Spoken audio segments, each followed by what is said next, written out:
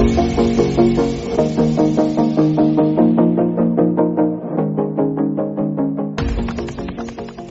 वालेकुम students, my name is Junaid. आप देख रहे हैं जे टीचिंग हब, जिसमें हम 9th और 10th का साइंस का मैथ स्टार्ट किया हुआ है। आज मैं 9th साइंस का मैथ करवाने लगा हूं, जिसका चैप्टर नंबर 1 की एक्सरसाइज नंबर 1.5 आज स्टार्ट होगी। एक्सरसाइज नंबर 1.4 तक हमने कवर कर लिया है अपना मैथ्स। अगर किसी को एक्सरसाइज नंबर 1.1, 1.2, 1.3, 1.4 में किसी क्वेश्चन को सोल्व करने की परेशानी पेश आती है तो आप मेरा चैनल जे टीचिंग हब विज़िट कर सकते हैं और आप वीडियोस भी देख सकते हैं। आज जो एक्सरसाइज नंबर 1.5 स्टार्ट करनी है, इसमें हमने 2 इंपॉर्टेंट टॉपिक्स डिस्कस करने हैं। पहले उसको हम कहते हैं डिटर्मिनेंट, और जिसको हम उर्दू में मक्ता कहते हैं। एक और चीज़ है जिसको हम सिंगुलर और नॉन सिंगुलर मैट्रिसेस कहते हैं। इसको उर्दू में हम नादिर और गैर नादिर कालब कहते हैं। मैंने इंग्लिश और उर्दू मीडियम दोनों के लिए यहाँ पर दर्ज कर दिया। आइए अब सबसे पहले मैं आपको ये बता देता हूँ डिटर्मिनेंट क्या होता है। फिर उसी के दौरान जैसे ही आपको डिटर्मिनेंट समझ आ जाएगा तो मैं आपको सिंगुलर और नॉन सिंगुलर का भी साथ ही बता दूँगा। असल में डिटर्मिनेंट क्या होता है, फ़र्ज़ करें हमारे पास एक कालब है ए बी सी डी। अगर मैं इसको यहाँ इसके साइड पे यूँ स्ट्रेट लाइंस तो डाल दूँगा तो ये डिटर्मिनेंट का साइन है। पहले हम कालब का साइन डालते थे मैट्रिसेस का, जो कि इस तरह होता था, ठीक है। तो डिटर्मिनेंट में सिर्फ ये होता है कि इसको यूँ सीधी लाइन डाली जाती है, ये डिटर्मिनेंट का साइन है। मैंने यहाँ पर लेट किया कि आपके पास कोई मैट्रिसेस है ए, जिसमें एलिमेंट्स हैं A B C and D. इस डिटर्मिनेंट को सोल्व कैसे करते हैं वो फार्मूला मैं आपको बना देता हूँ, फिर हम क्वेश्चंस की तरफ चलेंगे। फार्मूला कैसे बनेगा, उसका तरीकाकार ये है कि इसको इससे मल्टीप्लाई ए डी, बीच में फार्मूले का माइनस, फार्मूले का हमेशा माइनस ही आएगा, और इसको इससे मल्टीप्लाई यानी कि सी बी। फार्मूला बड़ा ही आसान है, क्रॉस मल्टीप्लिकेशन जिस तरह हम करते हैं। इधर वाले एलिमेंट्स को मल्टीप्लाई, बीच में माइनस का साइन, और इधर वाले एलिमेंट्स को मल्टीप्लाई, बीच में माइनस का साइन। जैसे कि मैंने मल्टीप्लाई किया है तो हमारे पास आंसर आ गया है A D minus C B. इसको कहते हैं डिटर्मिनेंट, या उर्दू में कहते हैं मक्ता। नहायत ही आसान है, इतना टफ नहीं है, इतना लंबा कॉन्सेप्ट इसमें देने की ज़रूरत नहीं है। नेक्स्ट ये भी छोटा सा है, सिंगुलर और नॉन सिंगुलर। अगर आपके पास फ़र्ज़ करें ए का डिटर्मिनेंट है, ये डिटर्मिनेंट का साइन होता है ना, मैं इधर भी लगा देता हूँ। अब मैं आपको सिंगुलर और नॉन सिंगुलर बताने लगा हूँ। अगर आपके पास ए के डिटर्मिनेंट का आंसर 0 आए, यानी कि अगर आप ए का डिटर्मिनेंट या कोई भी मैट्रिक्स आपके पास है, आप इसको सोल्व करते हैं, सोल्व करके अगर आंसर आपका 0 आ जाए तो इसको सिंगुलर कहते हैं या नादिर कालब। और अगर आपका किसी भी डिटर्मिनेंट वाले मैट्रिक्स को सोल्व करके 0 ना आए, 0 ना आने का मतलब है 0 के अलावा कुछ भी आ जाए आंसर, तो उसको हम नॉन सिंगुलर कहते हैं। सिंपल है, या गैर नादिर। नहायत आसान है। आइए अब हम इसका क्वेश्चंस को शुरू करते हैं। एक्सरसाइज नंबर 1.5 का क्वेश्चन नंबर 1 से हम स्टार्ट करते हैं। उसके अंदर उसने हमें डिटर्मिनेंट फाइंड करने को कहा है।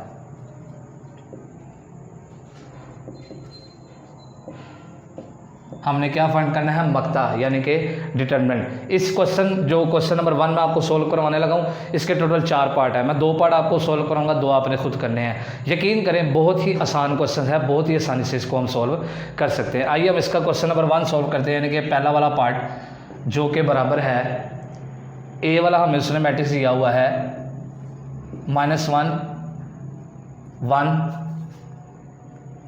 2 एंड 0। ये हमारे पास क्वेश्चन है ए मैट्रिक्स का, -1 1 2 एंड 0। मैं इसको थोड़ा नीट करके लिखता हूँ, -1 1 2 एंड 0। क्लियर। अब मैंने इसका क्या करना है, डिटर्मिनेंट फाइंड करना है। हम यहाँ पर लिखेंगे टेकिंग डिटर्मिनेंट, सिंपल।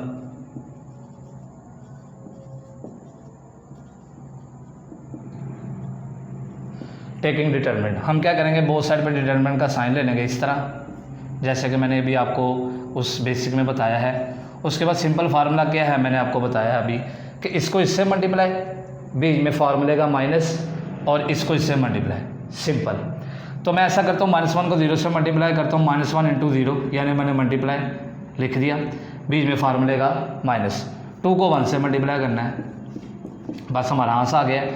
-1 को 0 से करेंगे तो ये 0 हो जाएगा ऑल ओवर, ये -2 1 2, तो 0 किसी भी चीज़ में ऐड और सब्ट्रैक्ट नहीं होता, ये 0 ख़त्म हो जाएगा, तो आंसर हमारे पास आ गया -2।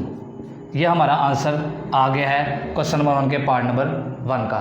ये हमने क्या किया है, डिटर्मिनेंट को सोल्व किया है। मैं वैसे आपको थोड़े से नॉलेज के लिए बताऊं, अगर इसी क्वेश्चन के अंदर वो पूछ लेता कि बताएं ये जो क्वेश्चन हमारे पास गिवन है ये सिंगुलर है या नॉन सिंगुलर है, तो इन दोनों स्टेप्स को देखें। अगर डिटर्मिनेंट का आंसर 0 आ जाता तो ये सिंगुलर था, अगर डिटर्मिनेंट का आंसर 0 नहीं आया, 0 के अलावा कुछ आया तो वो नॉन सिंगुलर होता है। तो मैं आपको वैसे नॉलेज के लिए बता रहा हूँ कि अगर मुझे इसमें चेक करना होता कि ये सिंगुलर है या नहीं है तो मैं कह देता ये नॉन सिंगुलर है, क्योंकि इसमें ए के डिटर्मिनेंट या किसी भी मैट्रिक्स के डिटर्मिनेंट का आंसर 0 ना आए तो वो हमारे पास क्या होता है, नॉन सिंगुलर। ये मैं आपको नॉलेज के लिए बता रहा हूँ, क्योंकि इसका जो क्वेश्चन नंबर 2 है वो इसी तरह है। उसने मैं पूछा वैसे सिंगुलर और नॉन सिंगुलर बताएं, तो आपने इस तरह डिटर्मिनेंट को सोल्व करना है। सोल्व करके अगर आंसर 0 आ जाए तो सिंगुलर है, ना 0 आए तो नॉन सिंगुलर है। इसका एक और पार्ट करते हैं नॉलेज के लिए, पार्ट नंबर 1 है, ऐसा करते हैं। पार्ट नंबर 3 करते हैं, सी वाला। सी वाला पार्ट हमारे पास क्या है, 3 2 3 2। आइए हम इसको सॉल्व करते हैं। टेकिंग डिटर्मिनेंट,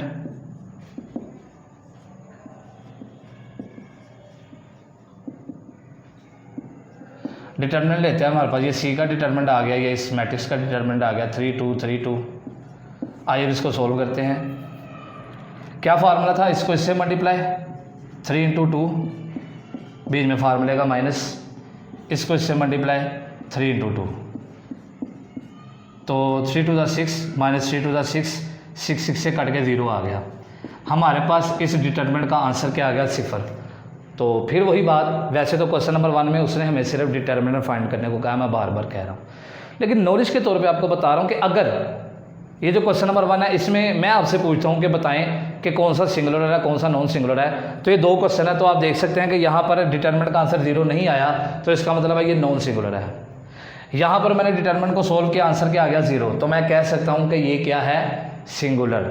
एक किस्म का हमारा क्वेश्चन नंबर 2 भी इसमें सोल्व हो गया, लेकिन फिर भी मैं आपको क्वेश्चन नंबर 2 का 1 या 2 पार्ट आपको करके बताता हूं। तो हमारा आज क्वेश्चन नंबर 1 और क्वेश्चन नंबर 2 आज ही कंप्लीट हो जाएगा। ये इंपॉर्टेंट शॉर्ट क्वेश्चंस हैं बोर्ड के अंदर, डिटर्मिनेंट सिंगुलर या नॉन सिंगुलर, इन तीनों में से 1 या 2 पार्ट वो लाजमी तौर पर शॉर्ट क्वेश्चन के तौर पे पूछ लेता है। क्वेश्चन नंबर 1 एक किस्म का हमारा सोल्व है। पार्ट 1 और 3 मैंने आपको करवाया, ए और सी वाला, बी और डी वाला पार्ट आप खुद करें, नहायत आसान क्वेश्चन है। अब मैं आपको क्वेश्चन नंबर 2 करवाता हूँ, उसमें भी यही करना है, सिर्फ लास्ट पे क्या करना है, आंसर देके बताना है कि सिंगुलर है या नॉन सिंगुलर है। आइए हम इसका क्वेश्चन नंबर 2 करते हैं।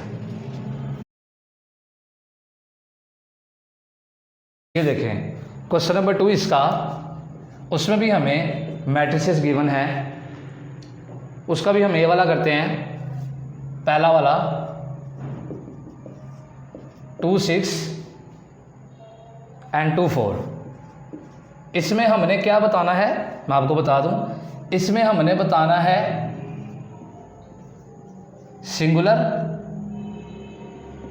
या नॉन सिंगुलर, यानी कि हमने इसको सोल्व करना है और सोल्व करके आंसर को देख के बताना है कि सिंगुलर है नॉन सिंगुलर है। वैसे मैंने आपको क्वेश्चन नंबर 1 में पहले ही बता दिया, आपको ये क्वेश्चन एक किस्म का आ गया, लेकिन फिर भी मैं 1-2 क्वेश्चन सॉल्व करता हूँ। इसका डिटर्मिनेंट लेते हैं, आइए डिटर्मिनेंट लें 2 6 2 4। जी क्या तरीका है, इसको इससे मल्टीप्लाई 2 × 4, बीच में फार्मूले का माइनस, इसको इससे मल्टीप्लाई 2 × 6, तो 2 4 8, 2 6 12, -12 में से 8 निकाले -4। अब आप देख सकते हैं हमने इस क्वेश्चन नंबर 2 में सिंगुलर बताना है या नॉन सिंगुलर, कि ये सिंगुलर मैट्रिक्स है या नॉन सिंगुलर है। तो हमने डिटर्मिनेंट को सोल्व करना है, डिटर्मिनेंट को सोल्व करना है, तो आप देख सकते हैं कि डिटर्मिनेंट का आंसर 0 नहीं आया। अगर डिटर्मिनेंट का आंसर 0 आएगा तो सिंगुलर है, अगर डिटर्मिनेंट का आंसर 0 नहीं है, 0 के अलावा कुछ भी है, तो वो नॉन सिंगुलर है। तो आप इस क्वेश्चन को देखें, इसका आंसर हमारे पास क्या आया है, नॉन सिंगुलर। बड़े ही आसान है, जैसे हमने डिटर्मिनेंट वाला किया है। एक और पार्ट हम इसका कर लेते हैं, इसका डी वाला पार्ट कर लेते हैं। डी वाला पार्ट इसका क्या है, 5 - 10 -2 and 4, ठीक है, ये हमारे पास क्वेश्चन आ गया।